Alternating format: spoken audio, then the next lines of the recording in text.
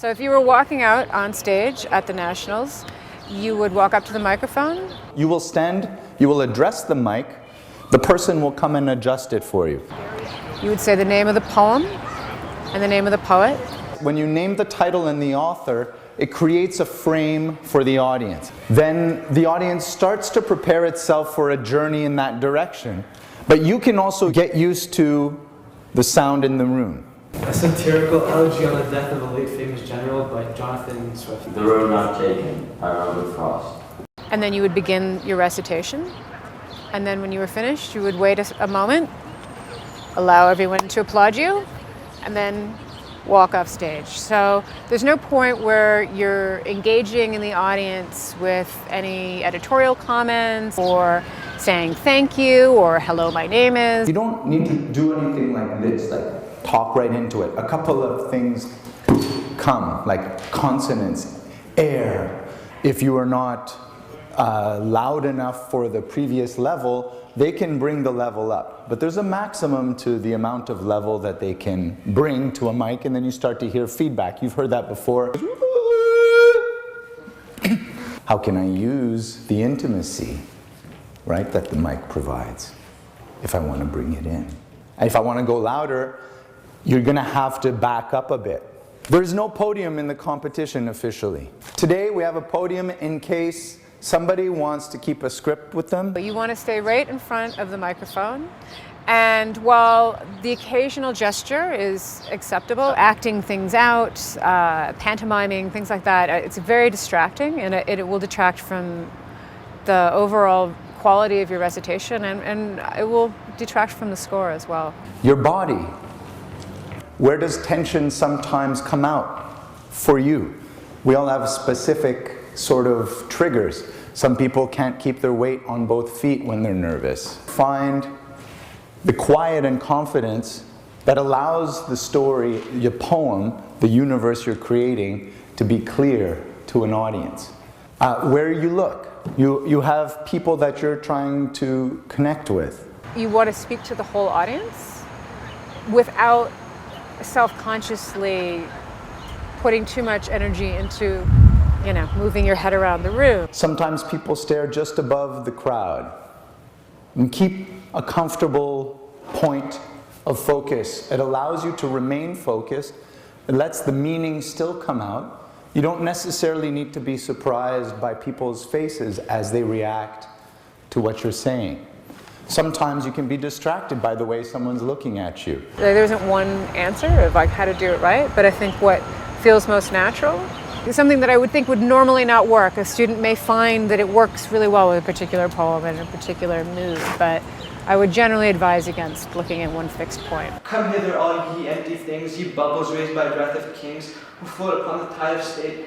Come hither and behold your fate. As much as rhyming poems are much easier to memorize, they are also sometimes surprisingly difficult to recite well. It becomes very sing-songy very quickly if you're not careful. At a certain point, you got into performing it the way you've learned it. In other words, you're like, oh, I know this part. And so the words come flowing out like someone saying something because they know it, but not because they're trying to use it to make us laugh. So that's how I should do it? No, you should do it. You should enjoy the language you have like it's the first time you're saying it. A satirical elegy on the late death of a late famous general by Jonathan Swift. Take your time. Disgrace! Impossible! What?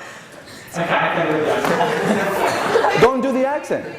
But the energy and the pleasure that you had, that needs to remain. Well, since he's gone, no matter how, the last out Trump must wake him now. And trust me, as the noise grows stronger, he'd wish to sleep a little bit longer. You discovered the pleasure in the language. You discovered the pleasure in performance. Okay? Now, technically, you have to catch up your understanding of the piece, each picture. Think of how many jokes are there, if you want to put it that way, and don't let yourself fall into the music of memorized language, because that is like an ocean. It's flat. You need the freedom to react to these guys. If they're laughing, you're gonna let the image hang. Okay. You're gonna have to pause. You're not gonna drive through. Do you know how to ride a laugh, by the way? A laugh, if it's going, it has a shape. It goes like ha ha ha ha ha as it starts coming down. Okay? It gets louder, and as it's coming down, you can catch it before it goes completely out. Okay. The more experience you have reciting a poem in front of other people, the more attuned you'll be to the moments where an audience is getting the poem and leaving that space open for a laugh or just for a pause. So the laughter in the poem arises from the contrast between the seriousness of the occasion and the silliness of the subject being eulogized. Do you see what I mean? And you did it, the second time you did it, that was fantastic. You completely transformed. I mean, you were animated, you were reacting to the audience. Imagine when you deliver the poem tomorrow, you're talking to this general's men, right? Who all know they have to sort of be serious about it, but they kind of think he was a bit of a Should you do English accent? No. Particularly, I would avoid accents, you know, character accents. I think it should be really very close to the voice they use in everyday speech. I shall be telling this with a sigh, somewhere ages and ages hence. Two roads divergent would, and I took the road less traveled by, and that has made all the difference. Okay, very nice. In that particular read, we were leaning into here. Okay. I think if you just let air pass over your vocal cords a little bit more, because you have a perfectly resonant voice, the intimacy is there anyway. I don't think you could even ruin it if you tried.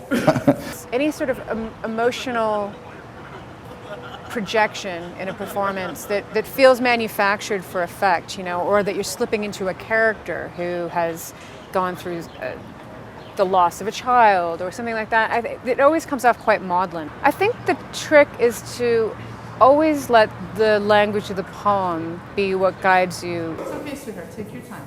Deep breath. What on earth deserves our trust? Youth and beauty both are dust. Long we are gathering with pain. What one moment calls again?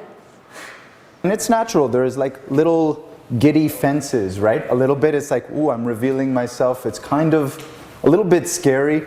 Also, you know, his smile's kind of funny, or I don't know who it is that actually made you laugh or what happened exactly. But I was engaged. I could actually feel you in that poem. Like, I know it sounds maybe a bit hokey for people not used to hearing that language, but you have a presence that is slightly dramatic on stage, and your voice was being used very naturally.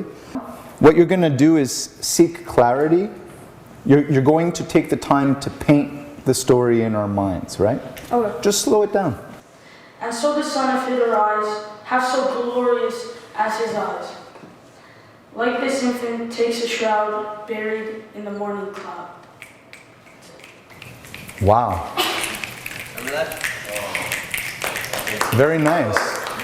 Guys, did you understand what that poem's about?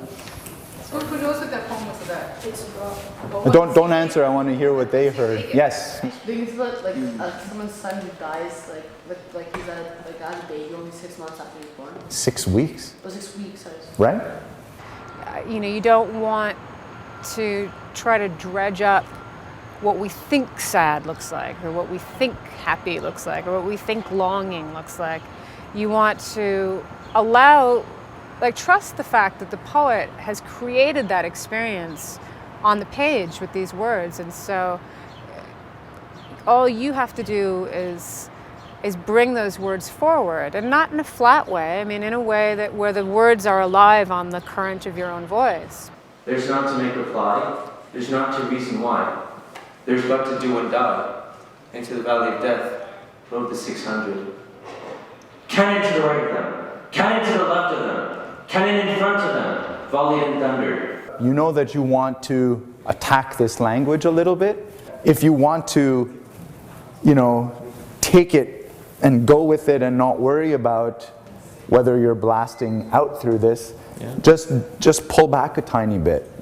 That was really outstanding. Great. So well done. You really you went from the kind of dramatic reenactment of the battle scene to this kind of wistful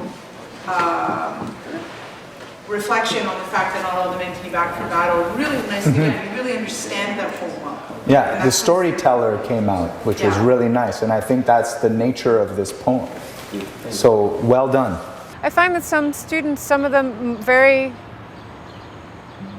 beautifully natural recitations vary a little bit each time that they recite the poem, because every time they're reciting that poem, they're experiencing the poem almost in real time. It's a New Experience by Suzanne Buffalo. I was ready for a new experience. All the old ones had burned out. They lay in ashen heaps along the roadside and blew in drifts across the fairgrounds and field. I bit into an apple that tasted sweetly of time and watched the sun come up. It was the old sun, with only a few billion years left to live. Okay, that's outstanding. I like how it feels like it's your story right away. You own this poem, which is great. You understand this poem. It's your story, and you do a fabulous job, really, really nice job of painting for us a very vivid picture of not simply the scene you're painting, but of you as the speaker in that poem. You do a really, really good job of that, Ben. I'm really proud of you. That was beautiful, beautiful. Good job. Well done.